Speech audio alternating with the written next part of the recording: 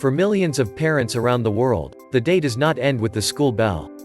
There are still pictures to be painted, songs to be sung and games to be played.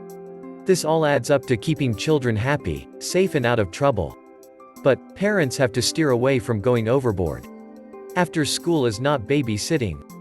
After school activities thrive only if it is backed by sufficient parental involvement.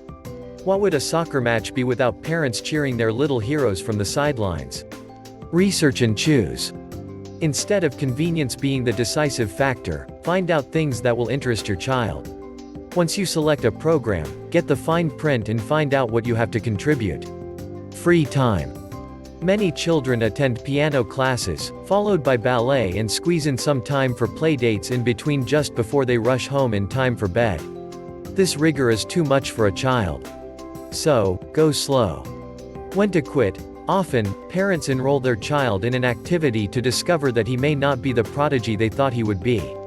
This is the time to let go. Your child may not become the next wonder kid. But, let him cultivate an interest that he enjoys. Remember, happiness and fulfillment are all that matter.